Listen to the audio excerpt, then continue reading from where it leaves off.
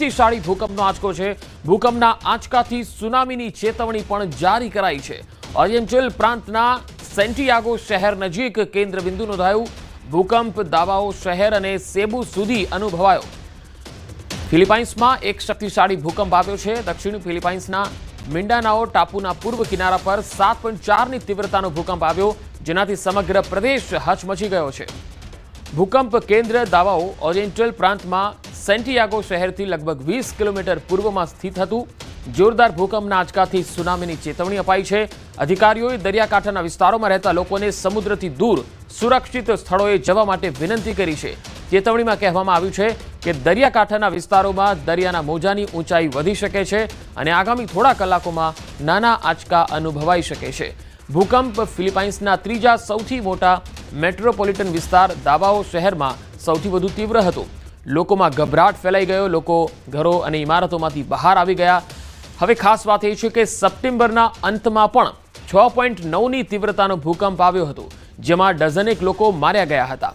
સ્થાનિક અધિકારીઓએ જણાવ્યું હતું કે અત્યાર સુધી કોઈ મોટું નુકસાન કે જાનહાનિની પુષ્ટિ નથી થઈ।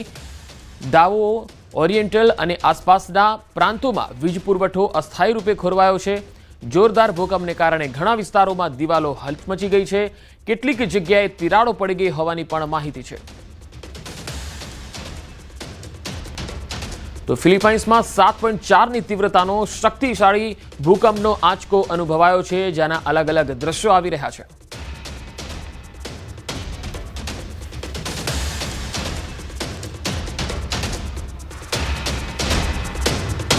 અને હવે વાત શીત લહેરની।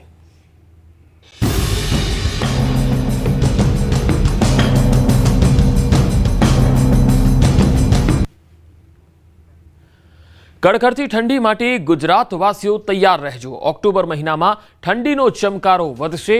ગુજરાતમાં ચોમાસાની વિદાય બાદ ઠંડીની એન્ટ્રી થશે। હવામાન વિભાગે ઠંડીને લઈને આગાહી કરી છે। આગામી 24 કલાક બાદ વાતાવરણ સૂકું રહેશે। પૂર્વ, મધ્ય, ઉત્તર અને દક્ષિણ ગુજરાતમાં તાપમાનનો પારો ગગડશે। સૌરાષ્ટ્ર કચ્છમાં મહત્તમ તાપમાન સામાન્યથી ઊંચું રહેશે।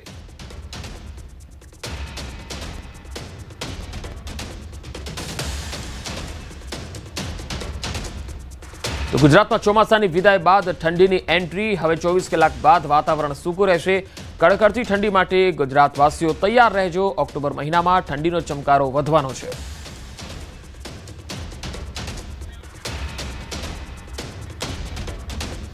કેદારનાથ ધામમાં સતત હિમવર્ષા થઈ રહી છે અને ઠંડીમાં નોંધપાત્ર વધારો થયો છે, પરંતુ ભક્તો માટે હેલિકોપ્ટર સેવાઓ ચાલુ છે।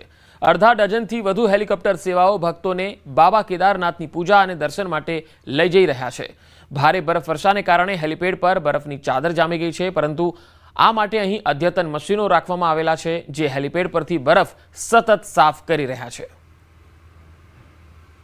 તો હેલિપેડ પર બરફની ચાદર છવાયેલી છે, તમે જોઈ શકો છો। અહીંયા કેદારનાથ ધામમાં મુસાફરો, યાત્રીઓ પણ મોટી સંખ્યામાં આવી રહ્યા છે અને ઠંડી પણ ખૂબ વધી છે। જોકે હેલિકોપ્ટર સેવા છે એ ચાલુ રાખવામાં આવી છે, જેથી ભક્તો સરળતાથી દર્શન કરવા જઈ શકે।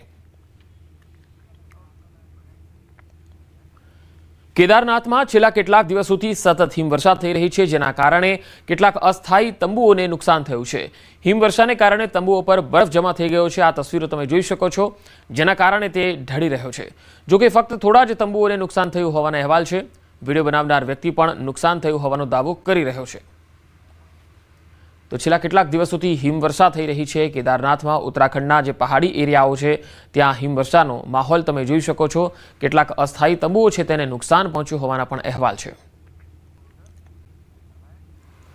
સરહદી વિસ્તારોમાં મનમોહક કુદરતી સૌંદર્ય જોવા મળ્યું છે। સતત 2 દિવસ ભારે હિમવર્ષાને કારણે ભારતીય સરહદ પર ખાસ કરીને માનાપાસ અને નીતિપાસ વિસ્તારોમાં તાપમાન -10 થી -15 ડિગ્રી સેલ્સિયસ સુધી પહોંચી ગયું છે। હિમવર્ષા પછી આ પ્રદેશમાંથી જે છબીઓ સામે આવી છે તે કોઈ સ્વર્ગથી ઓછી નથી। ચારે બાજુના ઊંચા શિખરો સંપૂર્ણપણે બરફની ચાદરથી ઢંકાયેલા છે, જે એક અદ્ભુત, સુંદર અને શાંત લેન્ડસ્કેપ બનાવે છે। તો સતત 2 દિવસ ભારે હિમવર્ષા થઈ રહી છે અને તેના કારણે આસપાસનું વાતાવરણ તમે જોઈ શકો છો કેટલું અદ્ભુત અને નયનરમ્ય છે। અહીંયા તાપમાન માઇનસમાં છે। ચારે બાજુ ઊંચા શિખરો બરફથી ચાદરથી ઢંકાયેલા છે। માત્ર ઉત્તરાખંડ કેમ, હિમાચલ પ્રદેશના લાહોલ ખીણમાં પણ હવામાન હવે સાફ થઈ રહ્યું છે, પરંતુ છેલ્લા 3 દિવસથી અહીંયા ભારે હિમવર્ષા અને વરસાદનું વાતાવરણ હતું. સફરજનના બગીચાના ખેડૂતોને તબાહ કરી દીધા છે. ખીણના ઘણા વિસ્તારોમાં હજારો સફરજનના વૃક્ષોને ભારે નુકસાન થયું છે. કેટલાક વૃક્ષો સંપૂર્ણપણે ઉખડી ગયા, જ્યારે અન્ય જમીન પર વિખેરાઈ ગયેલી ડાળીઓ છે. ઘણા બગીચાઓમાં પાકેલા સફરજન ઝાડ પરથી પડી ગયા છે, બગડી ગયા છે. બગીચાના ખેડૂતો હવે નિરાશામાં તેમના બગીચામાં તૂટેલી ડાળીઓ અને વિખેરાયેલા सफरजन तरफ જોઈ રહ્યા છે. लाहौल घाटी में जो इस बार जो बर्फबारी हुई है, इससे हमारे किसान बागवान साथी हैं उनको काफ़ी नुकसान हुआ है. बर्फबारी के कारण जो है काफ़ी जो सेब की फसलें हैं, जो पेड़ हैं सेब के, वो काफ़ी टूटे हैं और उसमें काफ़ी फल लगे हुए थे, तो काफ़ी जो फसल है वो गिरे भी है. तो इससे जो हमारे बागवान साथियों को काफ़ी नुकसान हुआ है. तो जैसे कि आज मौसम खुला है, तो हमारे ज़िला प्रशासन और हमारे बागवान विभाग की तरफ से जो है जगह जगह पे आज जो लोग किसानों से मिलके बागवानों से मिलके पूरी रिपोर्ट तैयार की जा रही है कि कितना उनका नुकसान हुआ है, कितना उनकी जो फसल है बर्बाद हुई है.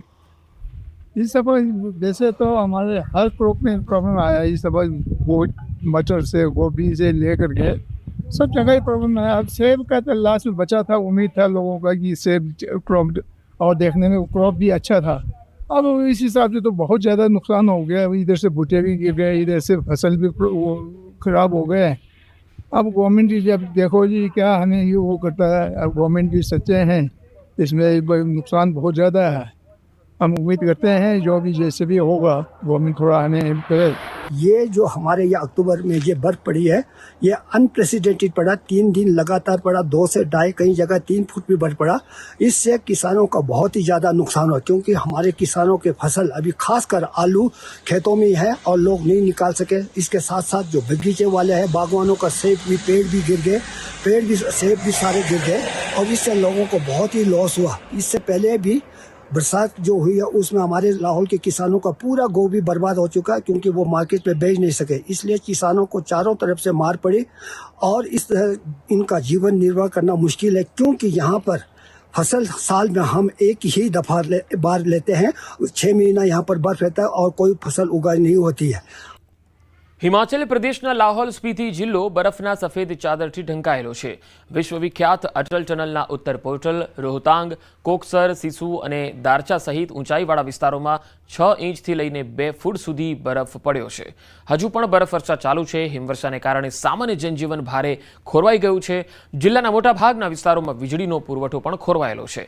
હવામાનમાં અચાનક આવેલા આ ફેરફારથી ખેડૂતો અને બગીચાના ખેડૂતોની ચિંતા વધી છે. ખીણના ખેડૂતો પહેલાથી જ તેમના કોબીના પાકના નુકસાનથી જજુમી રહ્યા છે. હવે તેમના બટાકા અને સફરજનના પાક પણ જોખમમાં છે. હવામાન કેન્દ્ર શિમલાએ મંગળવારે હવામાન અંગે ઓરેન્જ એલર્ટ જારી કર્યું હતું અને 8 ઓક્ટોબર સુધી ખરાબ હવામાન અને હિમવર્ષા ચાલુ રહેવાની શક્યતા પણ વ્યક્ત કરી હતી.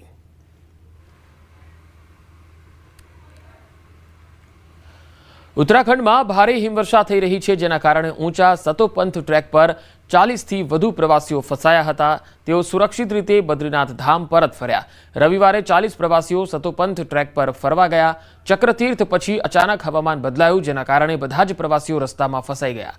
સોમવાર મંગળવારે ભારે હિમવર્ષા બાદ પ્રવાસીઓ એક જ ટ્રેક પર ફસાયેલા રહ્યા. બુધવારે સાંજે બધા પ્રવાસીઓ સુરક્ષિત રીતે બદ્રીનાથ ધામ પરત ફર્યા, જે બાદ વહીવટીતંત્રએ રાહતનો શ્વાસ લીધો. ભારે હિમવર્ષા પછી સતોપંથ ટ્રેક હજુ પણ પ્રવાસીઓ માટે બંધ છે.